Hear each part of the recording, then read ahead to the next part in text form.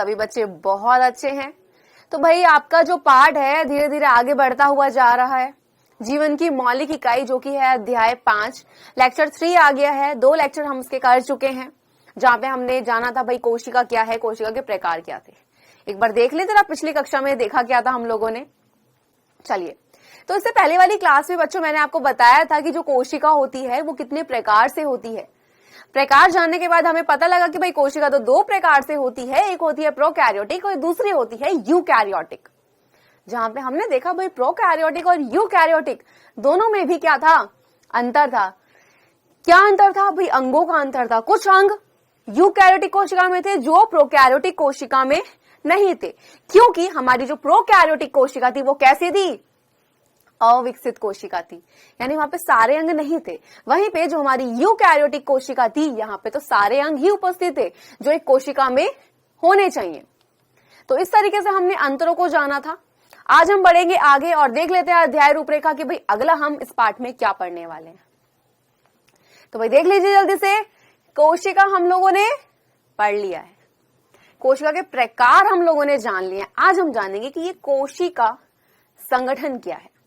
तो बढ़ते हैं आगे और जान लेते हैं कोशिका संगठन। भाई आज हम क्या क्या पढ़ने वाले हैं। सबसे पहले कोशिका का संगठन, कोशिका झिल्ली और होगी क्विज। तो ये चीज आज हम लोग देखेंगे। तो कोशिका संगठन से स्टार्ट करेंगे। क्या होता है कोशिका का संगठन, क्या होता है? अगर मैं बात करूं हमारे शरीर की, तो भाई हमारे हाथ हैं, पैर हैं, पूरे अंग हैं। क्या कर रहे हैं? हमारे शरीर को पूरा किया इन्होंने। उसी तरीके से कोशिका की भी क्या होते हैं भाई? अंग होते हैं। कोशिका भी क्या होती है? बहुत सारे पदार्थों से मिलकर बनी होती है। इससे पहले वाले लेक्चर में प्रोकैरियोट और यूकैरियोट्स को जब हमने देखा था, तो मैंने सिर्फ आपको ये बताया था कि अंग कौन कौन से होते हैं जिसकी वजह से इनमें अंतर आ जाता है।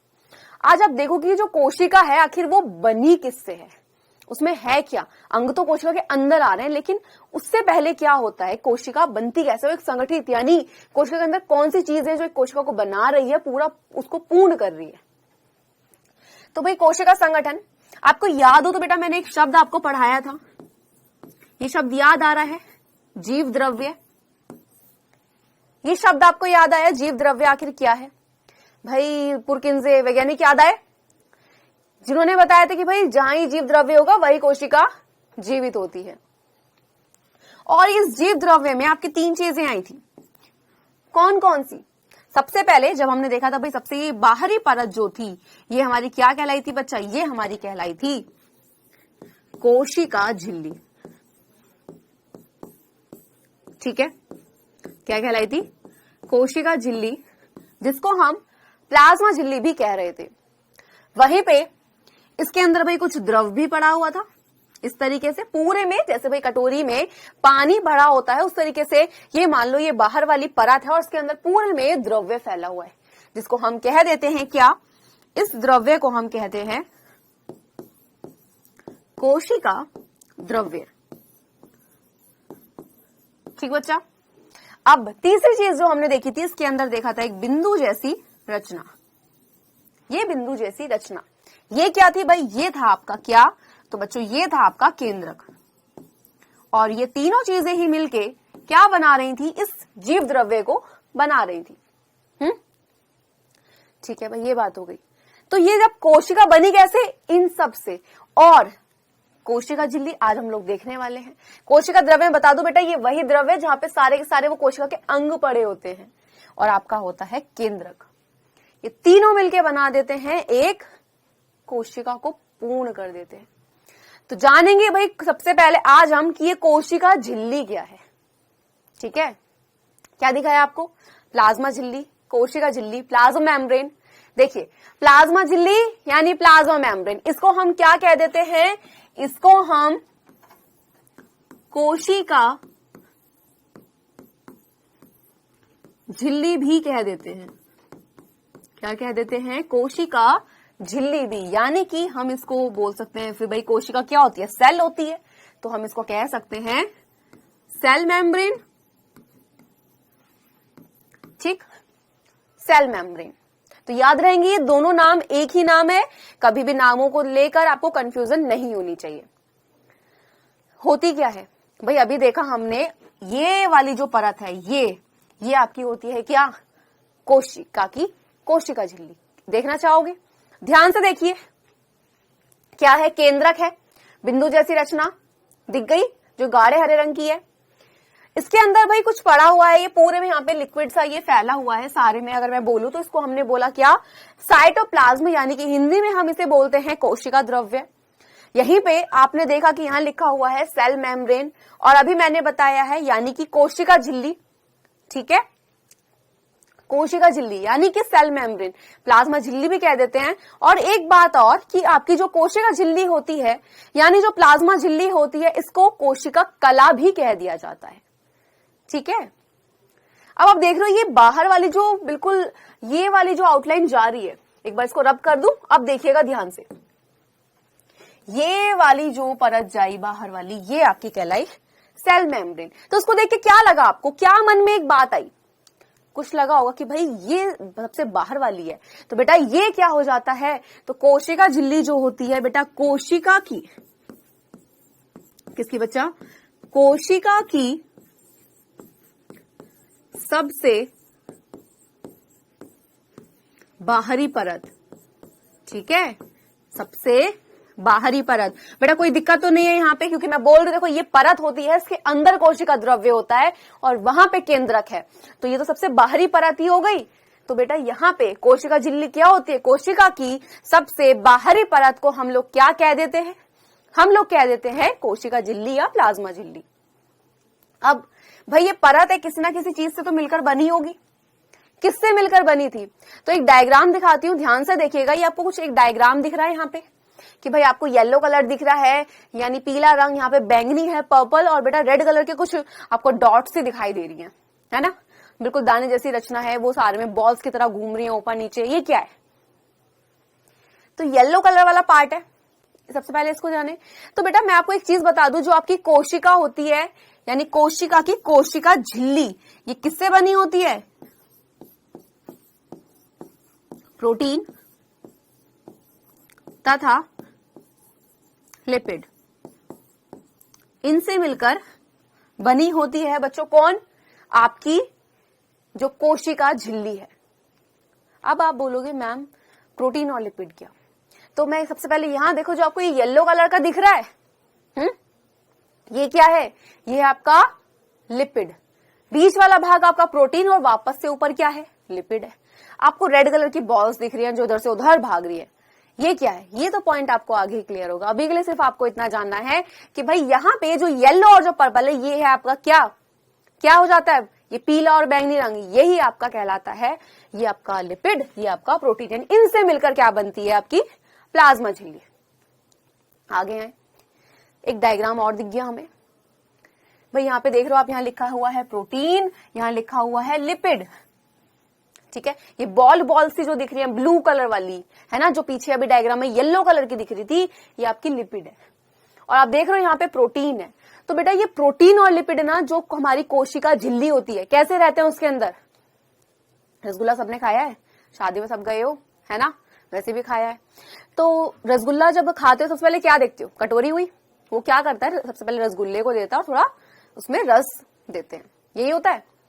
अब आप देखते हो रस जब डालता है तो भाई आधा रसगुल्ला क्या होता है? उस रस के अंदर होता है और आधा बाहर होता है। ठीक, क्या हुआ? आधा बाहर हुआ, आधा उसके अंदर।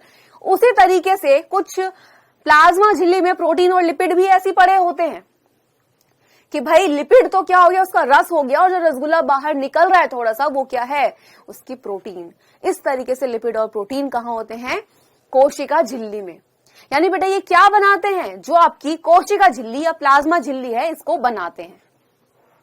अब बच्चों के मन में यहाँ पे सवाल आया होगा कि मैम हमें ये तो पता लग चुका है कि जो हमारी कोशिका झिल्ली है वो प्रोटीन से बन रही है, तथा साथ ही साथ वो बन रही है लिपिड से। आखिर मैम ये दोनों शब्द क्या हैं? ये प्रोटीन क्या है और ये लिपिड क्या है? ये सवाल आया होगा बच्चों के मन में। तो मैं आपसे बोलती हूँ बेटा कि प्रोटीन की बात करते हैं। चलो पहले प्रोटीन लिख ही लेते हैं, काम कर लेते हैं यहाँ पे। ठीक है, ये हमने लिख लिया प्रोटीन। क्या होता है? घर में सुना है, मम्मी बोलती है दाल खाओ प्रोटीन मिलेगा, ये खाओ प्रोटीन मिलेगा, अक्सर सुना है। होता क्या है ये प्रोटीन? बनता किससे? सवाल यही आया कि भाई प्रोटीन जो है आखिर बनता किससे है क्या ये? तो देखो प्रोटीन जो होता है ये बनता है किससे? ये बनता है आपका एमिनो अम्ल से, यानी एमिनो एसिड। एसिड को हम हिंदी में अम्ल बोलते हैं। ये बना भाई किससे? एमिनो एसिड से, यानी कि एमिनो अम्ल से। अब आप पूछोगे मैम एमिनो अम्ल क्या है? सवाल आया होगा सब बच्चे के मन में कि भाई मैम आपने ये तो बताया कि जो हमारा प्रोटीन है वो एमिनो अम्ल से बन रहा है, लेकिन एमिनो अम्ल भी तो किसी चीज से बन रहा होगा, है ना? अच्छा, सबने ये सब सुना हुआ है? अगर मैं आपसे बोलूं कि भाई अच्छा कार्बन सुना है सभी ने? सभी बच्चों ने सुना है कार्बन? हाइड्रोजन सुना हुआ है आपने? यहां पे और क्या सुना है भाई? मैं आपसे बोल रही हूं ऑक्सीजन और नाइट्रोजन सुना है? ये सामने आपके लिखे हैं CHON, ये है आपका कार्बन, ये है आपका हाइड्रोजन, ये O क्या है? मैंने कहा ये तो आपका हो जाएगा ऑक्सीजन, और मैंने कहा ये N जो है ये आपका है नाइट्रोजन। आप बोलोगे मैम ये तो हमने केमिस्ट्री में पढ़े हैं, फिर यहां पे क्यों है बेटा? क्योंकि जो आपके कार्बन, हाइड्रोजन, आपका ऑक्सीजन और नाइट्रोजन जो है ये क्या करते हैं? इन एमिनो अम्ल को बना देते हैं। अब ये एमिनो अम्ल यहाँ पे क्या हो चुके हैं बच्चा? ये एमिनो अम्ल यहाँ पे बन गए। अब ये एमिनो अम्ल क्या करेंगे बेटा? ये आपस में जुड़ जाएंगे बहुत सारे। ये बहुत सारे क्या हैं? ये उपिकाइयां हैं किसकी? एमिनो अम्ल यहाँ पे हैं। ये बहुत सारे जो है ये आपस में जुड़ गए, सारे आपस में जुड़ गए, और जुड़ के इन्होंने क्या बना दिया? जुड़ के इन्होंने बना दिया एक प्रोटीन का अणु। क्या बन गए? प्रोटीन बन गए। तो सुना प्रोटीन कैसे बने भाई? प्रोटीन कैसे बनेंगे बच्चों? जो आपका कार्बन होगा, जो आपका हाइड्रोजन होगा, जो ऑक्सीजन होगा और जो नाइट्रोजन होगा, ये सभी मिलके क्या कर देते हैं बेटा? ये बनाते हैं एमिनो अम्ल को। और एमिनो अम्ल के जो भाई छोटे छोटे क्या हैं, वो जो इकाइयां हैं वो सब आपस में मिल जाएंगे और क्या बना देंगी? इस प्रोटीन को बना देंगी। इतनी बात समझ आई? समझ आई? अब दूसरा शब्द क्या था? दूसरा आपका शब्द था बच्चों कौन सा? दूसरा आपका जो शब्द था वो था लिपिड का। किसका था? लिपिड का। मैंने बोला लिपिड जो है बेटा ये दो तरीके से हो जाती है। एक होती है आपकी कौन सी? वसा। एक हो जाती है आपकी तेल। वसा और तेल, ये दो प्रकार के लिपिड मैंने बोले। आप बोलोगे मैम तेल और वसा का क्या मतलब है यहाँ पे? ये क्या होते हैं? ये किससे बने होते हैं? तो ध्यान रखिएगा, लिपिड जो बनते हैं बेटा ये भी किससे? आपके कार्बन, हाइड्रोजन और ऑक्सीजन, इन तीनों से बनते हैं। या नाइट्रोजन मैंने नहीं लिखा, मैंने क्या लिखा? मैंने लिखा आपका कार्बन, आपका हाइड्रोजन, आपका ऑक्सीजन। मैंने बोला इन तीनों से मिलकर बने। अब यहाँ पे दो चीज निकल के आई कि वसा और तेल। अच्छा वसा क्या होते हैं? भैया हमने खाना खाया, ठीक है, खाना खाने के बाद भैया आप बोलते हो कि मोटे हो रहे हैं, चर्बी चढ़ रही है, वो क्या है? वो वसा ही तो है। क्या है? वसा ही तो है ना? अच्छा चिकन कितने बच्चे खाते हैं? चिकन बहुत बच्चे खाते होंगे, कुछ नहीं खाते होंगे। तो चिकन जो होता है, चिकन के ऊपर अक्सर जो बच्चे खाते हैं उन्होंने देखा होगा कि सफेद सफेद कुछ उस पर जम जाता है। वो क्या होती है? वसा होती है। क्या होती है? वसा होती है। उसी तरीके से बेटा आपके शरीर में जब मोटापा बढ़ता है तो बोलते हैं ना चर्बी जो है वो आपकी वसा ही है। तेल तो सभी को पता है भाई, तेल खाने में भी जा रहा है, सर में भी लगा रहे हो, सरसों का, नारियल का, बहुत सारे तेल हैं, जो भी तेल लगा रहे हो वो आपका क्या है? नॉर्मल तेल। अब मैंने बोला लिपिड में आपके दो तरह की चीजें आ रही हैं, पहली आ रही है वसा, दूसरी आ रही है तेल। अंतर क्या है इस वसा और इस तेल में? क्या अंतर है बेटा? अंतर आ जाता है यहाँ पे किसका? गलनांक का, है ना? आप बोलोगे मैम ये भी तो हमने केमिस्ट्री में सुना है, अभी यहाँ पे ये गलनांक शब्द कैसे आ गया? और ये गलनांक है क्या? है ना? मन में बात आई कि गलनांक क्या है। अच्छा यहाँ पे एक शब्द गलनांक आ रहा है तो ऐसा लग रहा है ना कि मतलब कुछ चीज गल रही है ना? गलेगी कब? जब उसको ताप मिलेगा। तो बेटा गलनांक क्या होता है? वो पॉइंट होता है जिस पर चीजें पिघलना शुरू हो जाती हैं।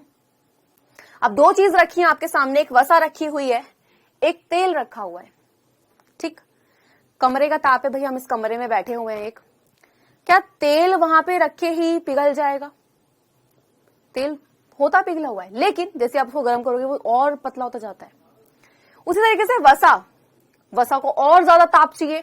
तो बेटा इस तरीके से जो ताप होते हैं ना, जिस ताप पर ये पिघलना शुरू हो जाते हैं, वो आपका होता है, जिस पॉइंट पे आके वो पिघले है ना, वो है आपका गलनांक, यानी वो मेल्टिंग पॉइंट जो है। ठीक, यहां पे समझ आ गया कि भाई वसा और तेल में क्या अंतर है, सिर्फ इतना सा अंतर है कि भाई इनके गलने का जो ताप है, कि भाई एक तो कम ताप पे हो जाएगा, एक ज्यादा ताप पे। जो तेल है इसको कम ताप ही चाहिए होगा, और वहीं पे जो वसा है इसको तो ज्यादा ताप चाहिए। तो वो जो पॉइंट आएगा, जिस पॉइंट पर ये पिघलना शुरू हो जाएंगे, गलना शुरू हो जाएंगे, वो आपका पॉइंट कहलाएगा गलनांक। समझ आ गया? अब आपको यहां पे ये चीज समझ आ चुकी है कि भाई हमारा प्रोटीन क्या है, हमारा लिपिड क्या है। अब आप इस वाले डायग्राम पे वापस आओ, यहां देखो ध्यान से। आप बोलोगे मैम हमें ये समझ आ चुका है कि ये वसा है, यानी लिपिड, आपका लिपिड क्या है भाई, लिपिड, जो लिपिड से तो बनी है ये। अब आप बोलोगे मैम हमें इतनी चीज समझ आ गई कि लिपिड से बनी हुई है, और जो बीच वाली है प्रोटीन है। अब हमें ये भी पता है मैम कि प्रोटीन क्या है और हमारा लिपिड क्या है, हमें ये चीजें पता है ना। अब आप बोलोगे मैम यहाँ पे सब क्लियर हो रहा है, बस एक चीज क्लियर नहीं हो रही है, वो है ये रेड रेड कलर की बॉल्स। ये क्या है? तो होता क्या है बच्चा, जो हमारी कोशिका होती है, क्या होती है हमारी जो कोशिका होती है, उसमें क्या होता है, ध्यान से देखना। इधर आप यहाँ पे एक चीज देख रहे हो, सेल मेम्ब्रेन, आपको ये पता है ये हमारी कोशिका झिल्ली है ना। अब यहाँ पे क्या हो रहा है भाई, ये पदार्थ कोशिका के अंदर और बाहर आते हैं। कैसे? कोशिका के अंदर, यानी भाई हम देख रहे हैं कि ये वाली परत तो हमने जस्ट अभी पढ़ी थी, ये तो हमारी सेल मेम्ब्रेन है, क्या है, कोशिका झिल्ली है, प्लाज्मा झिल्ली है। तो भाई इसको पार करके ये कोशिका के अंदर जा रहे हैं। ये कैसे जा रहे हैं? क्या आपके मन में यहाँ पे बात हुई कि भाई ये जा कैसे रहे हैं, क्या क्या जा सकते हैं, ये मन में बात आई।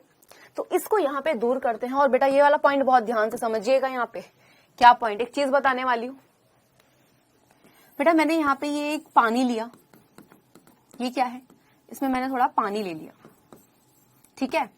अब मैंने इसके अंदर क्या करा, इसके अंदर मैंने यहाँ पे मिट्टी घोल दी। ये मैंने इसके अंदर क्या कर दी, मिट्टी को घोल दिया। और जब मैं इसको घोल दूंगी तो भाई पानी में मिट्टी पूरी मिक्स हो जाएगी, हो गई। अब आगे का पॉइंट बहुत ध्यान से समझना। यहाँ पे उसी तरीके क्या होता है बेटा, एक बीकर लेंगे हम, ठीक। इसके बीच में क्या है, एक प्रकार की ये झिल्ली लगा दी है। ये क्या है, ये एक झिल्ली है, मैं इसको सिर्फ झिल्ली नाम दे रही हूं, ठीक। मैंने इसको कोई और नाम नहीं दिया, मैंने सिंपल बोला ये झिल्ली है। अब यहां पे ये है क्या, पानी। यहां पे भी क्या है, ये है पानी, समझे, पानी तो है। अब इस जल को मैंने क्या कहा भाई, थोड़ा साइंस की लैंग्वेज पे आ जाए, विज्ञान की भाषा पे आ जाए, पानी इस्तेमाल नहीं करते, जल बोल देते हैं। इस पानी को मैंने कहा ये है विलायक। ध्यान से देखिएगा, क्या है, ये है विलायक। अब यहीं पे इसके अंदर हमने क्या डाला, मान लो कि बेटा यहां पे मैंने क्या डाले, सोडियम आयंस डाल दिए। क्या डाल दिए, सोडियम आयन, ठीक है। और मैंने इस सोडियम आयन को बोल दिया कि भाई ये जो सोडियम आयन है ये है विलेय। जैसे भाई हमने एक गिलास पानी लिया, पानी जो था वो क्या है, वो तो विलायक है। लेकिन जब मैंने उसमें मिट्टी जो डाली, उदाहरण के लिए बता, जो मिट्टी डाली थी वो क्या था, विलेय था, क्योंकि मैंने घुल दिया उसमें। उसी तरीके से यहाँ पे पानी मैंने इधर डाल दिया क्या, सोडियम आयन, ठीक है। इधर मैंने डाल दिया क्या, क्लोराइड आयन। अब मैंने ये सब कर दिए, ये तो मैंने कर दिए। अब हुआ क्या यहाँ पे भाई, दोनों जगह क्या है, अलग अलग चीजें यहाँ पे पड़ी हुई हैं, ठीक। हुआ क्या कि भाई अब यहाँ पे अणु है, यहाँ पे भी अणु है, तो इसको डॉट डॉट कर देते कि भाई ये यहाँ पे पड़े हुए हैं, ठीक। और ये विलेय और विलायक मिलकर क्या बना रहे हैं, ध्यान से देख लीजिए इसको, विलायक और विलेय, ये दोनों मिलके बनाते हैं विलियन को। समझ आई, इतनी पॉइंट समझ आ गया। बहुत ध्यान से एक बार रिपीट करती हूँ, फिर आगे बढ़ते हैं इसमें क्या मैं आपको बताना चाह रही हूँ। मैंने बोला आपका एक हमने बीकर टाइप ले लिया, इसके बीच में ये हमने यहाँ पे झिल्ली लगा दी, इधर भी पानी है, इधर भी पानी है। अब इस पानी में क्या होता है यहाँ पे भाई, यहाँ पे आपका क्या है, यहाँ पे मैंने बोला यहाँ पे सोडियम ले लिया, इधर हमने क्लोरीन ले लिया, ठीक है। अब यहाँ पे लेने के बाद में हुआ क्या पे,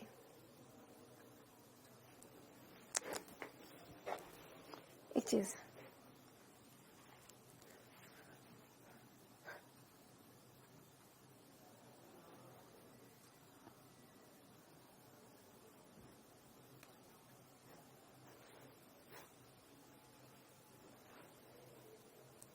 हाँ जी, तो बात चल रही थी कि भाई यहाँ पे क्या है, इधर आपका क्लोरीन, इधर सोडियम है, तो भाई इनके भी अणु है, ये भी घुले ही होंगे ना वहां पे। तो हुआ क्या, अब क्या सारी चीज इधर जाएगी, क्या सारी चीज मिक्स हो जाएंगी। तो ये जो झिल्ली होती है ना, मैं यहाँ पे एक शब्द इस्तेमाल कर रही हूँ, मैंने इस्तेमाल किया बच्चों यहाँ पे शब्द पारगम्य। तो ये आपकी झिल्ली ना अलग अलग तरह से कार्य होंगे यहाँ पे, कैसे होंगे, पहला जो आएगा वो आएगा पारगम्य का। पारगम्य शब्द का मतलब क्या होता है, पारगम्य शब्द का मतलब ये होता है कि भाई वो सारे ही पदार्थों को इधर जाने देगी, ठीक, क्या करेगी, वो सारे ही पदार्थों को इधर जाने देगी। तो इसलिए तीन तरीके से काम करेगी। पहली पारगम्य, पारगम्य का आपको मतलब समझ आ चुका है कि सारे पदार्थ, ठीक है, यहां पे आपका जो विलायक है वो भी और जो विलय है वो भी, ये दोनों ही इधर आ जाएंगे, समझ आए। पारगम्य यानी उसने पार जाने दिया, किसके, झिल्ली, यानी उनको जाने दिया, जाओ कोई दिक्कत नहीं है, कोई रोक टोक नहीं है, ठीक है, कोई यहाँ पे ट्रैफिक सिग्नल नहीं, जाओ। लेकिन अब दूसरी बारी पे यहाँ पे क्या शब्द आ जाएगा बच्चा, ध्यान से देखिएगा, यहाँ पे दूसरी बारी पे आपका मैंने जो शब्द लिया वो क्या लिया, वो लिया मैंने अर्धपारगम्य। क्या ले लिया, अर्ध पारगम्य, ये शब्द मैंने यहां पे ले लिया। अब बोल रहे मैम पारगम्य का मतलब तो हमें समझ आ चुका है कि चीजें इधर से इधर जाएंगी, लेकिन अब जो ये अर्ध लगा हुआ है ये अर्ध क्या है, तो ये जो अर्ध होता है इसका मतलब समझ आ रहा होगा कुछ बच्चों को, आधा। क्या होता है, अर्ध का मतलब होता है आधा, मतलब आधी चीजों को जाने देगा, समझ आई बात, क्या करेगा, आधी चीजों को जाने देगा। कौन सी चीज को, भाई यहाँ पे दो ही चीज है आपकी, पानी है और सोडियम आयन है। तो मैंने कहा ये सिर्फ विलायक को जाने देगा, विलायक कौन है यहाँ पे, पानी है। तो ये सिर्फ किसको, यानी कि सिर्फ जब इस झिल्ली के पार सिर्फ विलायक जाएगा तो हम उसको बोलेंगे क्या, अर्धपारगम्य, समझ आई, क्या बोलेंगे, अर्धपारगम्य। अब हुआ क्या, ये चीज हो गई। तीसरी झिल्ली और आएगी, बोला था तीन प्रकार की आपको झिल्ली बताऊंगी, पहले हम देख चुके हैं, एक होगी पारगम्य, एक होती है अर्धपारगम्य, एक और आती है, वो तीसरी कौन सी होती है भाई, वो तीसरी होती है आपकी कौन सी, अच्छा देखिए वो तीसरी होती है, लिख देते हैं चयनात्मक। कौन सी, चयनात्मक, जिसको वर्णात्मक भी कहा जाता है। अब ये चयनात्मक मतलब, चयन का मतलब होता है कि चुनकर भेजना, हाँ यहाँ पे चुनकर ही भेजेगी, कैसे, ध्यान से देखो। अब यहाँ पे बेटा ये इधर सोडियम आयन है, इधर आपके क्लोरीन है, ठीक है, तो ये अणु क्या होंगे भाई, इधर से इधर तो आ रहे हैं, ठीक, लेकिन ये वाले इधर नहीं जा पा रहे, यानी कि ये झिल्ली क्या काम कर रही है, ये जो बीच में झिल्ली जो बनी हुई है, ये सोडियम के जो है भाई आयन, उनको तो इधर जाने देगी, लेकिन क्लोरीन के नहीं जाने दे रही।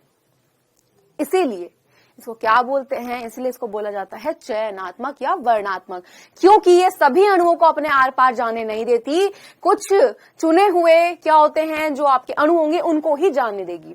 तो यहाँ पे जो ये डायग्राम में आपके रेड कलर की दिख रही है, ये जो आपके अणु है ये क्या होंगे भाई, कुछ तो इसके पार चले जाएंगे, जैसे आप यहाँ देख रहे हो कि कुछ तो चले गए लेकिन सारे नहीं जा रहे हैं। ये जो है ये पदार्थ क्या करते हैं, इधर से उधर जाएंगे, बिल्कुल क्लियर। और होके कहां जाएंगे, आपकी जो कोशिका झिल्ली होती है ना, ठीक है, उससे होकर। तो कोशिका, इसके अंदर जो भी पदार्थ जाएंगे वो इस झिल्ली से होकर जाएंगे और ये सभी को अंदर नहीं जाने देती।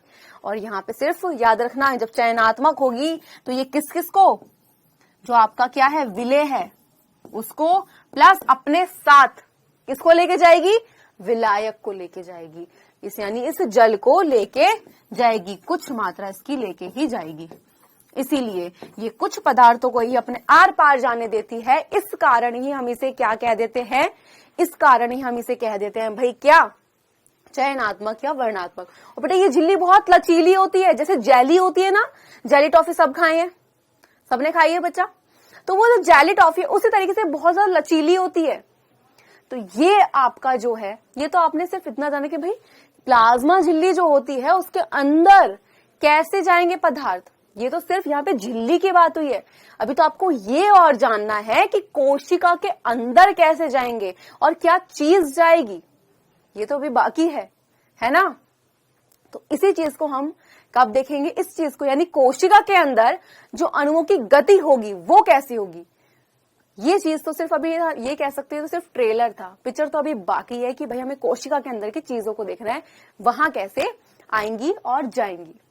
ठीक है, तो यहीं पे इसको आज हम कितना रोकेंगे, इसको हम यहीं पे रोकेंगे। ठीक है, इसको सिर्फ इतना ही रोकेंगे। आपका लेक्चर खत्म करने से पहले एक बार वापस पूरा रिवाइज करा दूं क्या क्या देखा है, तो जल्दी से आ जाते हैं आपके 1 मिनट रिवीजन पे। सबसे पहले बच्चों हम लोगों ने जाना यहाँ पे किसके बारे में, कि जो आपका प्लाज्मा झिल्ली है, ठीक है, वो कोशिका में कहाँ पे होता है। यानी कि हमने देखा था भाई कोशिका संगठन, जहां पे हमने देखा कि भाई कोशिका झिल्ली, कोशिका द्रव्य और आपका साथ ही साथ जो केंद्रक होता है, ये मिलके कोशिका का संगठन का क्या करते हैं, उसका निर्माण करते हैं। कोशिका का संगठन, कोशिका को बनाते हैं। ठीक है, अंग तो उसके अंदर पड़े होते हैं कोशिका द्रव्य के अंदर, वो भी हम आगे पढ़ेंगे जब हम कोशिका द्रव्य को पढ़ेंगे। अब प्लाज्मा झिल्ली को हमने जाना कि भाई कोशिका की सबसे बाहरी परत होती है, और सबसे बाहरी परत होने के साथ साथ ये बहुत ज्यादा लचीली होती है, जो कि प्रोटीन की और लिपिड की बनी होती है। उसके बाद हम लोगों ने जाना कि भाई प्रोटीन और लिपिड आखिर होते क्या है। ये देखने के बाद में आगे आए तो मैंने आपको एग्जाम्पल दिया किसका, कि भाई जो प्लाज्मा झिल्ली होगी, यहां से जो पदार्थ इस कोशिका झिल्ली के अंदर आएंगे और जाएंगे वो कैसे जाएंगे। ठीक, इतना हमने आज देखा है। जल्दी भागने की कोई जरूरत नहीं है, आराम से पढ़ेंगे, क्योंकि बेटा अगर यहाँ पे कोशिका के जो आपके देखोगी भाई कोशिका में पदार्थ कैसे आ जा रहे, सब पढ़ोगे तो कंफ्यूज हो जाओगे, मैं वही नहीं चाहती हूँ। तो इसको आपको अच्छे से पढ़ाई करनी है जो मैंने पढ़ाया है आज। अब आगे आ जाते हैं क्विज पे, क्योंकि आपको पता है कि जो मैं पढ़ाऊंगी उससे संबंधित कुछ प्रश्न भी पूछूंगी। पूछूं? चलिए, और पहला प्रश्न आपकी स्क्रीन पे है, क्या है, कोशिका की सबसे बाहरी झिल्ली कहलाती है क्या। ध्यान से, बाहरी झिल्ली, बाहरी आवरण, प्लाज्मा झिल्ली या फिर कोशिका आवरण, क्या होगा। कुछ समय देती हूं, बताइए आंसर क्या होगा। जल्दी से, थोड़ा ही समय है, ज्यादा समय नहीं मिलेगा, तो जल्दी से बता दीजिए क्या होगा। पढ़ाया हुआ है, अभी पढ़ाया था, थोड़ा ध्यान सोचिए। चलो अपने आ जाते हैं दूसरे प्रश्न पे, इतना ही टाइम दूंगी। हाँ जी, प्लाज्मा झिल्ली होती है कैसी होती है, कठोर, सख्त, लचीली या फिर मोटी, कैसी होती है बताइए, कैसी होती है प्लाज्मा झिल्ली।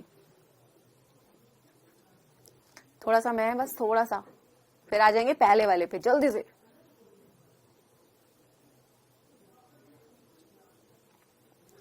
और सर इतना टाइम काफी है, चलो तो आगे आ जाए, पहले वाले पे आ जाओ। कोशिका की सबसे बाहरी झिल्ली, ये वाली चीज की बात कर दी है, और ये क्या होती है, सबसे बाहरी परत, सबसे बाहरी झिल्ली, ये हमारी कहलाती है प्लाज्मा झिल्ली। अभी बताया था, जिसको हम कोशिका झिल्ली भी कह देते हैं या कोशिका कला भी कह देते हैं।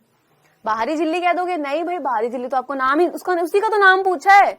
बाहरी झिल्ली क्या कहलाती है, बाहरी आवरण नहीं, नाम है भाई उसका, कोशिका आवरण नहीं।